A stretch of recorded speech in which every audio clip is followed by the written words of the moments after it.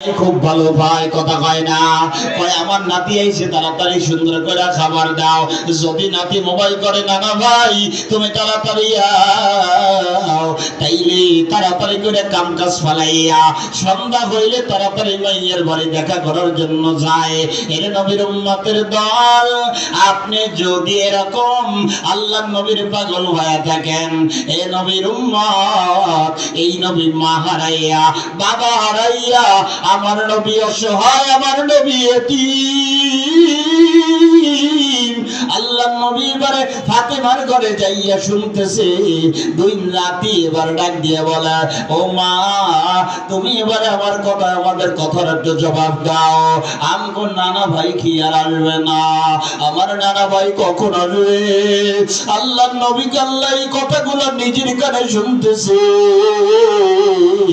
ফাতেমা ডাক দিয়া কয়, তোমার নানা ভাই আর দেরি মনে হয় করবে না, হয়তো কোনো কাজে ব্যস্ত আছে।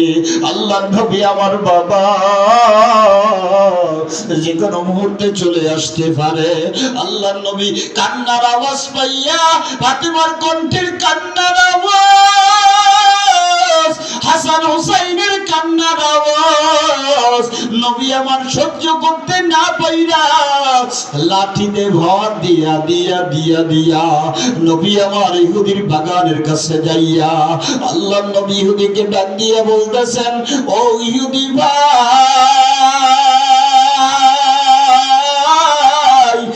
আমার হাসান হুসাইন কলিজার টুকরা ফাতেমা অনেক কষ্ট কইরা না খাইয়া 7 দিন পর্যন্ত কষ্ট করে, আমার একটা কাজ দিবানি, আমার একটু কাজের ব্যবস্থা করবানি। আল্লাহর বান্দা নবী আমার বলতেছে ইহুদি ভাইয়ের কাছে, ইহুদি এবার ডাক দিয়া কয়, তোমার মতো একজন বুড়া মানুষ, তোমার মতো একজন নরম মানুষ আমি কাজে রাখবো না। আল্লাহর নবী ডাক দিয়া বলতেছেন, এই ইহুদি ভাই, আমি যা পারি তুমি আমার এই কাজের বিনিময়ে যা দাও তুমি আমারে দিও। কই তাইলে ঠিক আছে, কাজ করা শুরু করো। বলে কি কাজ করব?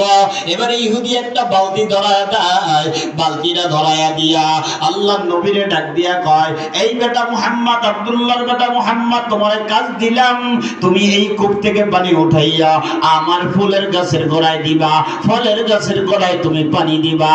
আল্লাহর নবী এবারে বলতে দিয়ে পানি উঠায়। আল্লামা ইবনে কাসির রাহমাতুল্লাহ আলাইহি লেখেন, নবী আমার তিন বালতি পানি উঠাইয়া এই পানি উঠান যখন শেষ হয়ে গেলেন, চতুর্থ বালতির সময় আল্লাহর নবীর হাত থেকে বালতিটা পইড়া যায়, ধইরা যে উঠাবে হাতে রশি ধইরা রাখবে, আল্লাহর নবীর গায়ে কোনো শক্তি নাই, আল্লাহর নবীর হাত থেকে বালতিটা পইড়া যায়। ইহুদি দূর থেকে এবারে খেয়াল কইরা ইসা, আমার মায়ার নবী, আমার দয়ার নবী, আমার এতিম নবী, বিশ্ব নবী, এই নবীর গালের উপর একটা থাপ্পড়। আল্লাহর নবী আসমানের দিকে তাকাইয়া আসমানের মালিকের ডাক দিয়ে বলে, আসমানের মালিক, ও জমিনের মালিক,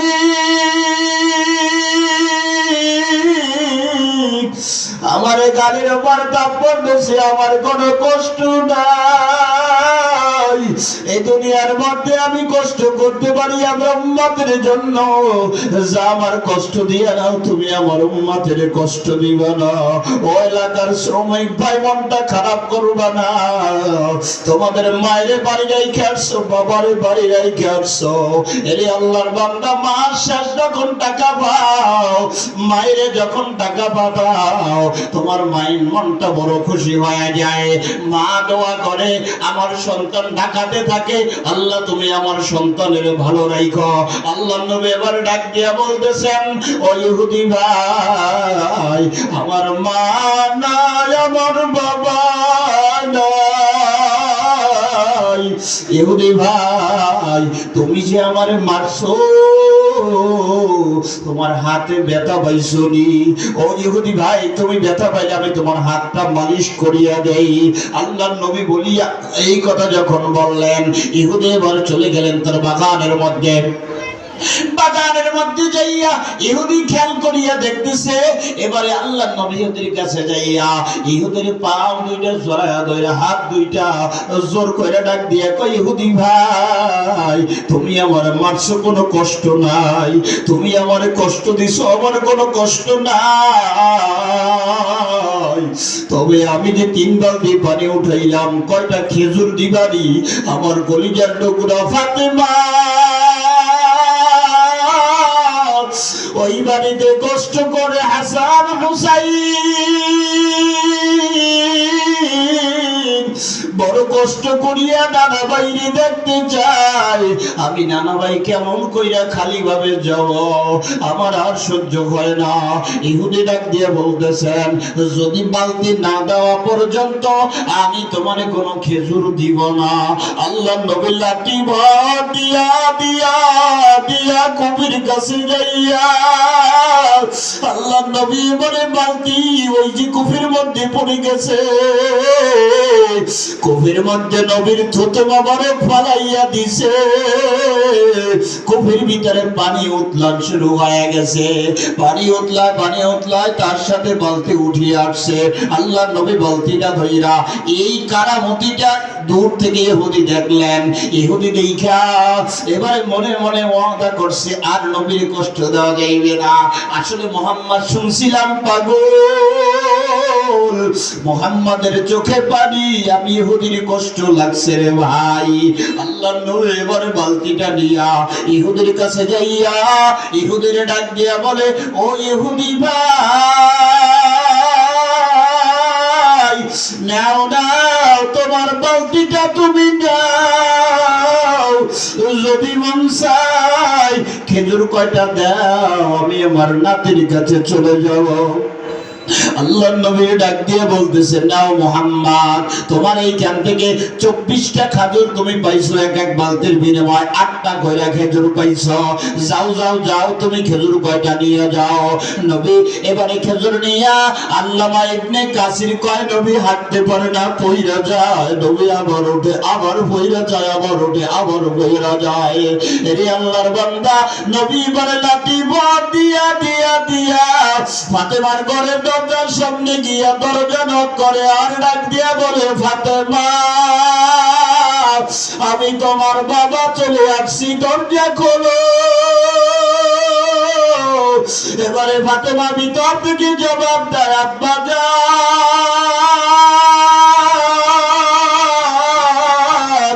আমি কেমন করে দরজা খুলবো, আমার শরীরে কোনো কাপড় নাই, আল্লাহ গরিব বানাইছে, কাজ করার জন্য আইছো,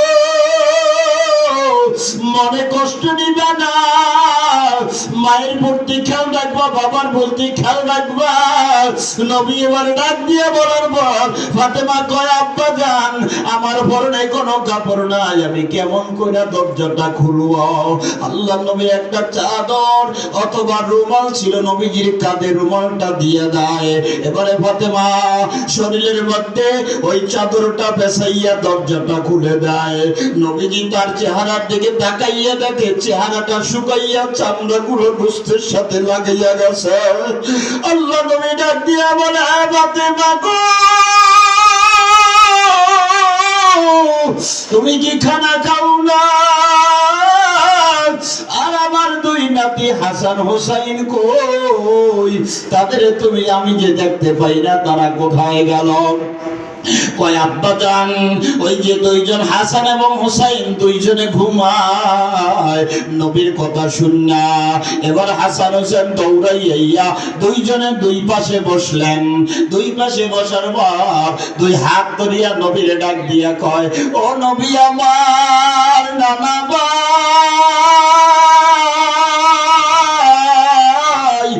আপনার মেয়ে ফাতেমার বিচার করা লাগবে।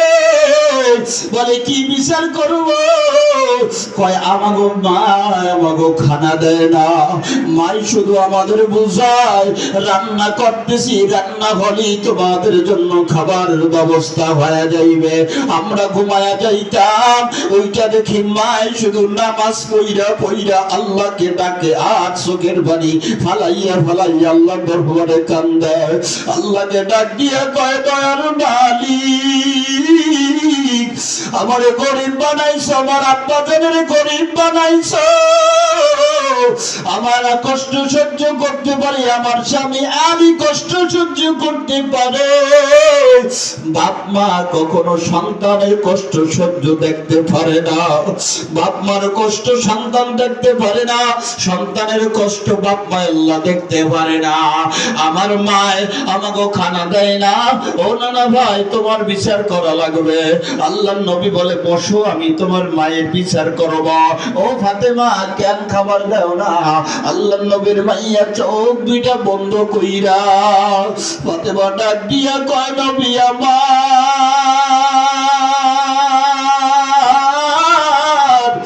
আমরা এক সপ্তাহ পর্যন্ত আমিও ফাতিমা কিচ্ছু খাই না, কি খাওয়াবো সন্তান গুলারে আমি কল্লা খুঁজিয়া পাই না। ফাতেমা ডাক দিয়ে বলতেছেন ও আব্বা জান, আমরা 3 মাস ছেলে এক গ্লাস পানি, এই এক গ্লাস পানি এক সপ্তাহ পর্যন্ত খাইয়া খাইয়া আমরা দিন কাটাইছি।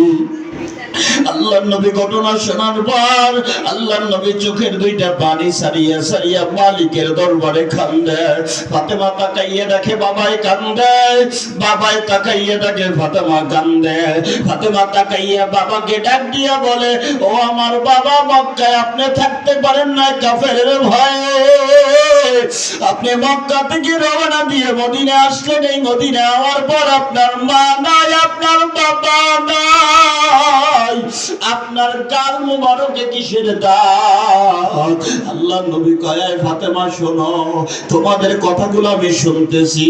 আল্লাহ নবী কয় তারপর আমি যাইয়া ওই বাড়িতে আল্লাহ ইহুদির বাগানের মধ্যে আমি কাজে রইলাম। আল্লাহর বান্দা নবী আমার ডাক দিয়ে বলে ও ফাতেমা, ইহুদি আমার গালের উপর একটা থাপ্পড় দিছে। আল্লাহ নবী ফাতেমারে চড়ায়া যখন কান্না শুরু করে, এবারে ফাতেমা কয় ও নবী আমার আব্বা জান, ওরা কি জানে না নবীর মা নাই, নবীর বাবা নাই, ওরা কেমন পছন্দ মানুষ, আমার বাবারে মারছে, আমার বাবার যে মা নাই, আমার বাবার যে বাবা নাই।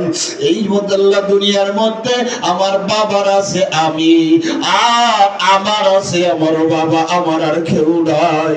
ফাতেমা বলতেছে আব্বা জান হাতের মধ্যে কি আনলেন? কয় কয়টা খেজুর আমি কাজ করিয়া পাইছি। আল্লাহ নবী খেজুর কয়টা বাইর কইরা দিয়া আল্লাহ নবী কয় ফাতেমা তুমি কয়টা খাও, আর হাসান হোসাইনের খাবার দিয়া দাও। আল্লাহ নবী বলতে দেরি দুইজনে খাওয়া শুরু কইরা দিলেন। ফাতেমা রাদিয়াল্লাহু তাআলা আনহা নবী আমার কথা বলতেছে, এই সময় কে যেন দরজার সামনে আইয়া হাজির, দরজার উপরে নক করলেন। আল্লাহ নবী দরজাটা খুলিয়ে দেখে আল্লাহ নবীর যেই পাগলাই যে ইহুদি মারছিল, ইহুদি নবীর বাড়ির দরজার সামনে হাজির হয়ে গেলেন। ইহুদির দেখা নবী আমার বলে ও ইহুদি ভাই, কে আবার তুমি কেন এখানে হাজির হইলা? আবারও কি আমার মারার জন্য আইছো? ইহুদি ডাক দিয়ে বলে নবী আমার লজ্জা আর দিবেন না। বাম হাতে একটা তরবারি নিয়া ডান হাতের উপরে একটা খোপ দিয়ে ডান হাতটা ফালায়া দিলেন। আল্লাহ নবী ডাক দিয়ে কয় ডান হাত কেন কাটছো? কই যেই হাত দ্বারা আমার মায়ার নবী, আমার দয়ার নবী, আমার নবীরে আমি যে মারছি, এই হাত আমার সঙ্গে আর রাখবো না। আল্লাহ নবী হাতটারে উঠাইয়া এবারে লাগাইয়া দিয়া আল্লাহ নবী চতুর্পাশে নবীর মুখের থুতু মোবারক লাগায়া দিলেন। কিতাবের মধ্যে আসছে ইহুদির হাত সঙ্গে সঙ্গে এবারে জোড়া লাইগে গেছে। জোরে কান সুবহানাল্লাহ। এরা নবীর উম্মতের দল, সাভারের মানুষ, ও শোভাপুরের মানুষ, আমার নবী এবার ডাক দিয়া বলি ইহুদি ভাই আবার কেন আসছো?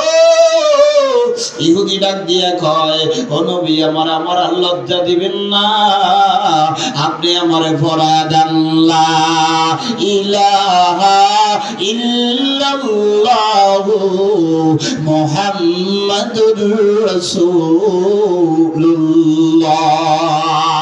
মদিনা যাইতে পারলাম না, মদিনা দেখতে পারলাম না, আমি অসহায় তাই এত দূরে রই, অসহায় তাই এত দূরে রই, শুধু সালাম জানাই মদিনা যাইতে পারলাম না, মদিনা দেখতে পারলাম না। মদিনা নাম কত মধু,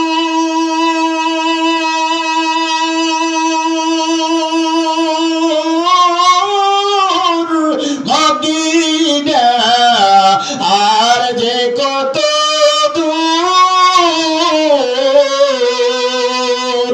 পাখির ডানা থাকলে, পাখির ডানা থাকলে উড়ে যেতাম মদিনায়, মদিনা যাইতে পারলাম না, মদিনা দেখতে পারলাম না। শোভাপুরের উবাল হাওয়া পশ্চিমে করে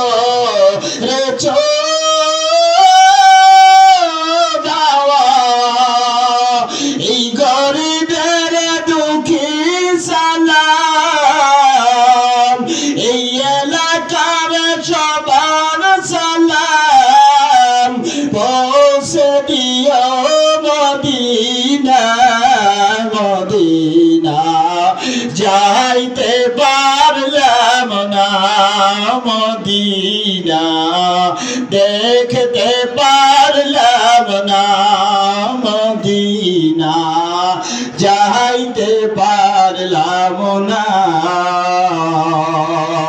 জোরে বলেন আল্লাহু আকবার।